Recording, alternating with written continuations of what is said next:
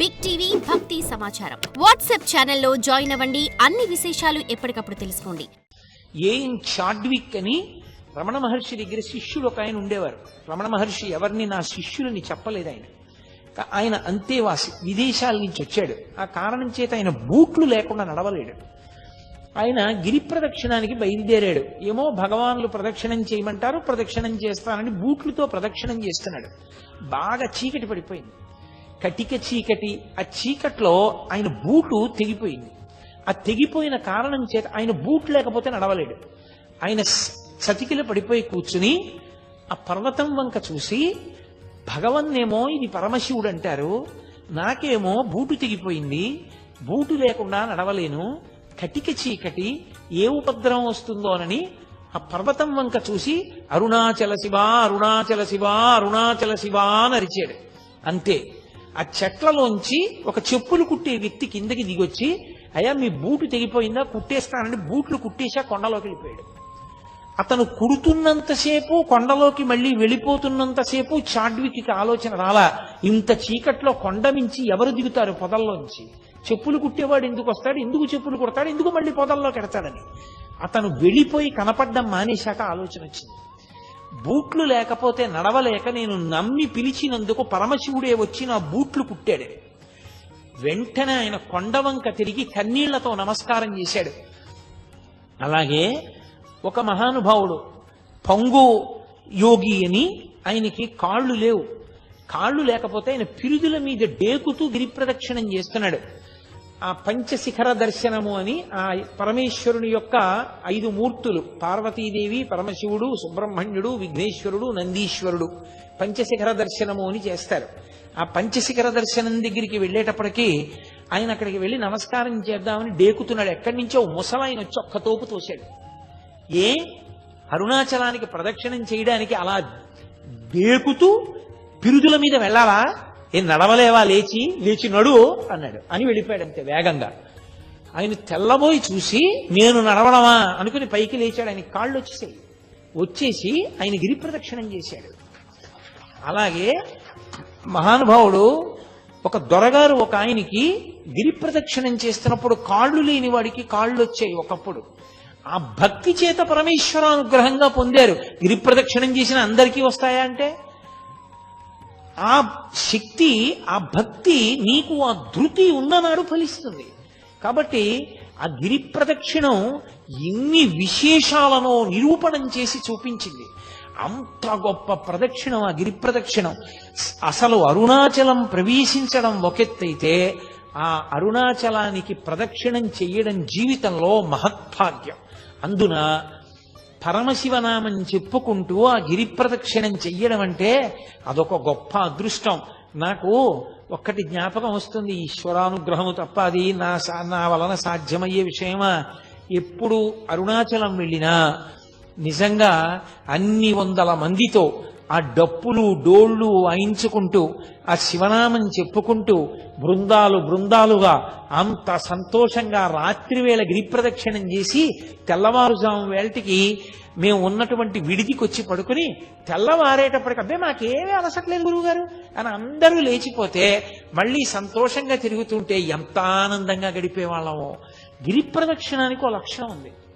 మీరు ఎప్పుడైనా గిరి ప్రదక్షిణానికి బయలుదేరే ముందు ఎవరితోనైనా 14 మైళ్ళు నడవాలి అని చెప్పారనుకోండి, అమ్మో నడవగలనంటారా, చెప్పులు వేసుకోవచ్చా అండి అని అడుగుతారు. చెప్పులు వేసుకోకుండా ఉండడం మంచిది. గుళ్ళో ప్రదక్షిణానికి చెప్పులు వేసుకుంటావా అన్నారనుకోండి, అమ్మో చెప్పులు వేసుకోకుండా నడవడమే ఎందుకైనా మంచిది, వెనక నుంచి ఓ కారో ఏదో నడిపించుకుంటూ వస్తాం అంటారు. నిజంగా గిరి ప్రదక్షిణానికి బయలుదేరిన వాడు ఏ అలసట లేకుండా గిరి ప్రదక్షిణం పూర్తి చేసేస్తాడు. పరమ సంతోషంగా పూర్తి చేస్తాడు. ఒక్క కాలే సరిగా ఉండి రెండవ కాలు తోటకూర కాడలా వేలాడిపోయినటువంటి వ్యక్తులు, గట్టిగా 1 మైలు దూరం నడవలేనటువంటి వాళ్ళు కాలు కింద పెట్టి 1 కిలోమీటర్ దూరం లేనటువంటి ఆఫీస్కి ఏదో ఒక వాహనం లేకుండా వెళ్ళలేని వాళ్ళు, నా జీవితంలో నేను 3-4 పర్యాయాలు చూసా వాహనం ఎక్కకుండా 14 మైళ్ళు అటువంటి వాళ్ళు ప్రదక్షిణం చేయడం. అందరికన్నా ముందు నడుస్తూ చేశారు కూడా వాళ్ళు. అది ఆ అరుణాచలేశ్వరుడి అనుగ్రహం. వాళ్ళ యొక్క భక్తి తీవ్రత, ఆ భక్తి వాళ్ళని నడిపిస్తుంది. ఆ చంద్రశేఖరేంద్ర సరస్వతి మహాస్వామి తరచుగా చెప్తూ ఉండేవారు, అరుణాచలానికి ప్రదక్షిణం చేయి నీకు ఆరోగ్యం చేకూరుతుంది అనేవారు. అవన్నీ ఓషధులు. ఆ ఓషధుల మించి వచ్చేటటువంటి గాలి చేత ఎంత గొప్ప సువాసనం. ఇంకా ఇప్పుడు ఆ గిరి ప్రదక్షిణం చేసేటప్పుడు చాలా వాహనాలు పెరిగిపోయాయి. ఇన్ని వాహనాలు ఇప్పుడు ఎక్కువైపోయాయి. ఎంతో ఉబ్బిడిగా నడవలసి వస్తోంది. కానీ ఆ ఉత్తరలింగాన్ని దాటిపోయిన తర్వాత మళ్ళీ ఆ పెద్ద రోడ్డు వచ్చేసిందో, ఈశాన్యలింగం వైపుకి వెళ్ళే రోడ్డు, అక్కడి నుంచి ఇంకా మళ్ళీ చాలా ఒళ్ళు దగ్గర పెట్టుకుని నడవాలి. పూర్వం అలా కాదు. నేను ప్రారంభంలో అరుణాచలానికి వెళ్ళిన రోజుల్లో అసలు ఎక్కడా ఒక్కటి కనపడేది కాదు. కటిక చీకట్లో నడిచి వెడుతూ ఉంటే ఒక దేవాలయం దగ్గర బయలుదేరినప్పుడు ఆ దేవాలయం నుంచి ఇంకో దేవాలయం వరకు కుక్క వచ్చేది సాయం. అది ఏమి విచిత్రమో తెలియదు. నేను మొన్న ప్రదక్షిణం చేసినప్పుడు కూడా అలాగే వచ్చేది.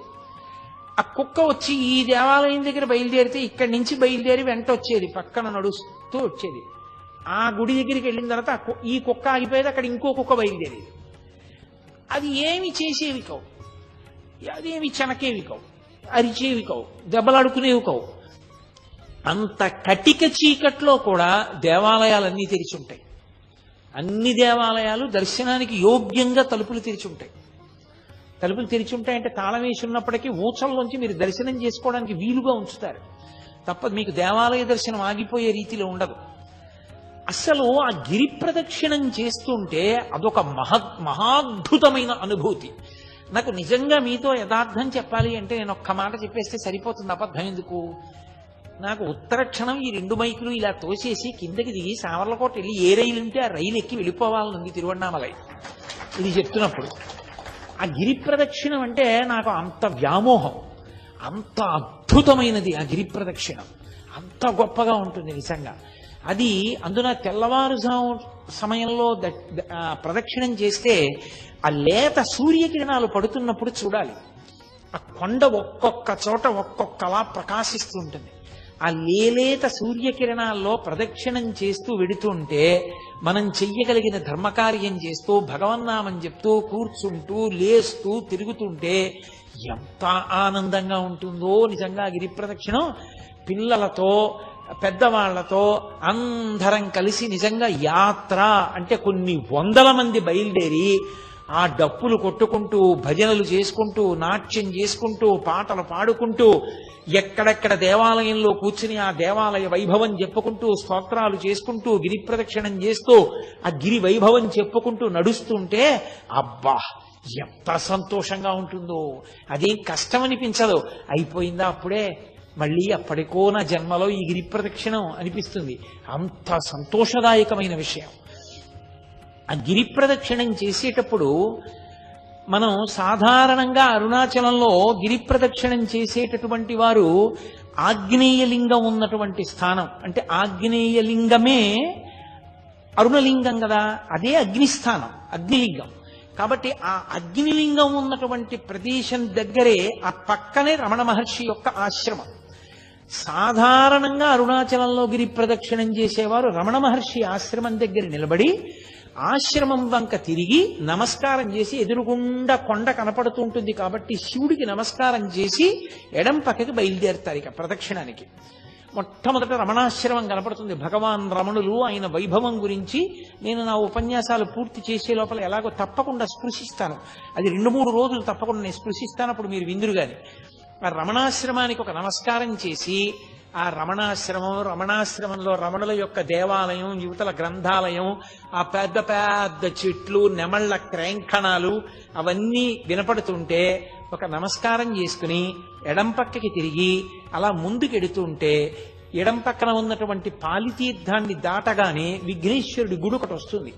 ఆ విఘ్నేశ్వరుడి గుడి దగ్గర మళ్ళీ అందరూ నమస్కారం చేసి సుముఖశ్చైకదంతశ్చ కపిలో గజకర్ణకః లంబోదరశ్చ వికటో విఘ్నరాజో గణాధిపః ధూమకేతుర్గణాధ్యక్ష ఫాలచంద్రో గజాననః వక్రతుండ శూర్పకర్ణో హేరంబ స్కందపూర్వజః షోడశైతాని నామాని ఎప్పటేత్ శృణుయాదపి విద్యారంభే వివాహే చ ప్రవేశే నిర్గమే తథా సంగ్రామే సర్వకార్యేషు విఘ్నస్తస్య నజాయతే అని ఆయనకి నమస్కారం చేసి బయలుదేరి ముందుకు వెళ్ళిపోతే ఆగ్నేయంలో బయలుదేరారు కాబట్టి మీరు ప్రదక్షిణంగా ఇలా వచ్చేటప్పటికి దక్షిణ దిక్కున యమలింగం ఉంటుంది.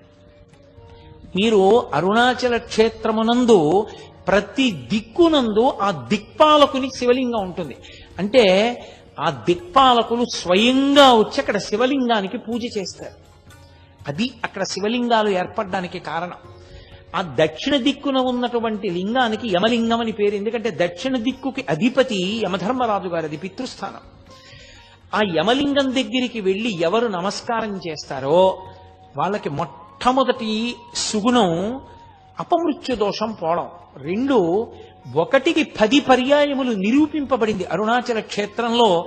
ఆయనే కొంతమందికి స్వప్నంలో దర్శనమిచ్చి రమ్మని అడిగాడు. ఎముకలు విరిగిపోయినటువంటి వాళ్ళు కట్లు కట్టించుకున్నప్పుడు ఎముకలు బాగా ఉన్న వాళ్ళు ఎముకలు విరిగిపోకుండా ఉండడానికి, ప్రమాదములు జరగకుండా ఉండడానికి యమలింగ దర్శనం పెట్టింది పేరు. అందుకే ప్రదక్షిణం చేసేటప్పుడు ఎంత గబగబా చేసేస్తామని చెప్పి ఏదో బ్రిస్క్ వాక్ అంటారే, అలా గబగబ నడిచి వెళ్ళకూడదు. ప్రశాంతంగా వెళ్ళాలి. భగవాన్ రమణులు ప్రదక్షిణానికి వెళితే 2-3 రోజులు ప్రదక్షిణం చేసేవారు. అంత గొప్పగా చేసేవారు. ఆహార పదార్థాలన్నీ మూటలు కట్టుకుని తీసుకెళ్లి మధ్య మధ్యలో కూర్చుని అందరూ కలిసి చక్కగా అవి తింటూ వెడుతుండేవారు. ఏ దీక్షా నియమం లేదు. మీతో నేను మనవి చేశాను కదా, 24 కిలోమీటర్ల పరిధిలో ఏ దీక్షా నియమం లేదు అరుణాచలానికి. For more videos like this, subscribe Big TV channel.